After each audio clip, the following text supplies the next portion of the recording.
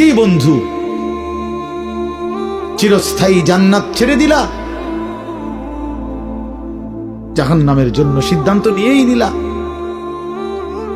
এই নারী, এই ছবি, এই উলঙ্গ দৃশ্য, এই জিনা, এই ব্যভিচার, খোদার কসম ধীরে ধীরে তোমার জাহান্নামের দিকেই নিয়ে যাবে। নুআল্লিহি মা তাওয়াল্লা ওয়া নুসলিহি জাহান্নাম। আল্লাহ বলছে, যে বান্দা আমার রাসূলের বিরুদ্ধাচরণ করবে এবং আমার ঈমানদার বান্দারা যে পথে চলে তার উল্টো পথে চলবে, আল্লাহ বলেন আমি তাকে সেই উল্টো পথেই চালাবো এবং একদিন সত্যি সত্যি আমি তারে জাহান্নামে ফেলে দেব। খোদার কসম, এটা কোরআন শরীফের আয়াত। আমি এই মাত্র বলে আসছি, বলছি তোমরা যারা আমার একটা কথা মনে করো বাপ, ছেলেদেরকে তোমাদেরকে বলি, বাবা সারা দিন সারা রাত মোবাইলে নারী দেখো, ছবি দেখো, নাচ গান, এক ওয়াক্ত নামাজ যারা পড়ো না, কোনোদিন যারা ফজরের নামাজ পড়ো না, হালাল হারামের কোনো পার্থক্য নাই, কিন্তু কেউ তোমারে ফিরায় না।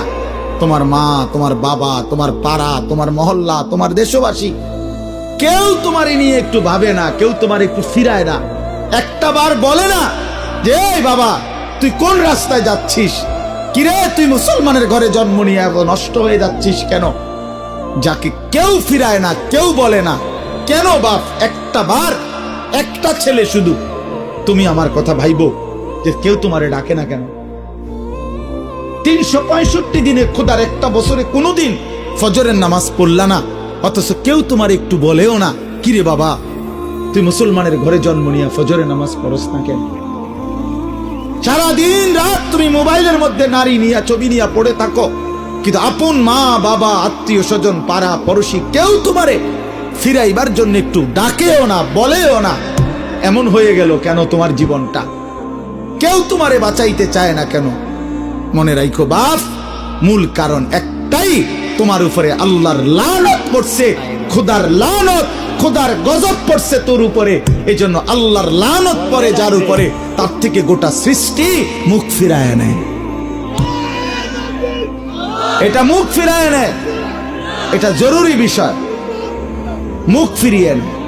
আমার মার বয়স এই মাত্র বললাম, আমার মা, আমি বললাম কিছুই বুঝে না, কিন্তু সেই মা আমার এখনো মনে আছে। একটা আশ্চর্য বিষয় হলো 75 বছরের কম হবে না আমার বয়স, মা আমার এখনো আমারে বলে, আমারে দেখলে বলে বা আমগরে বলে, আমার 44 বছর বয়স, আমার 4টা সন্তান আছে, আমি আজকে 21 বছরের চাইতে বেশি ওয়াজ মাহফিলে যাই, আলহামদুলিল্লাহ আল্লাহর দয়া।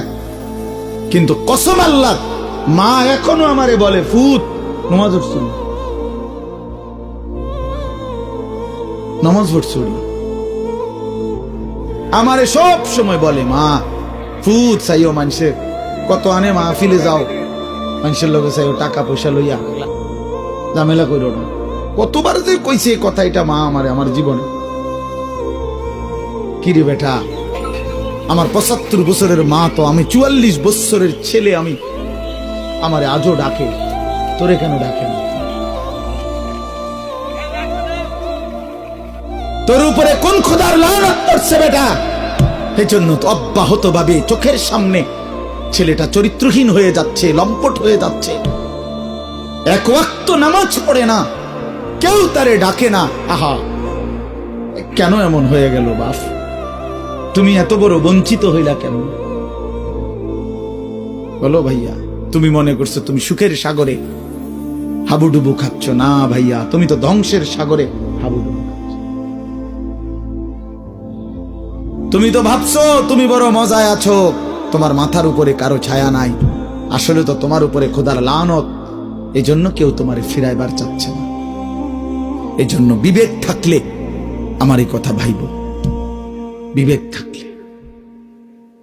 থাকলে ভাইব। আমি তো ধমক দিলাম, তোমারে কেউ ধমক দেয় না কেন? কেন ধমক দেয় না?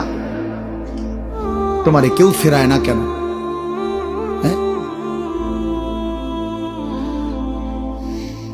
এই জন্য দোস্ত, দয়া করে এটা ভাবা উচিত, আমরা ইনসাফের সাথে আমাদের এটা ভাবা উচিত। আমরা যদি এটা ভাবি, আমাদের জীবন সুন্দর হবে। এই কথাটাই আমি শুরু করছিলাম। আল কাইয়িসু মান দানা নাফসাহু, নবীজি বলছেন সে বুদ্ধিমান যে নিজের হিসাব করে। ওয়া আমিলা লিমা বাদাল মাউত, এবং মৃত্যু পরবর্তীর জন্য আমল করে। সেভাবে আমি কে, আমারে কে বানাইলো, আমি আসলাম কোত্থেকে, কেন বানাইলো, আত্ম উপলব্ধি, নিজের বিবেক, নিজের জাগা। আসলে আমি কে, আমি মানুষ না জানোয়ার,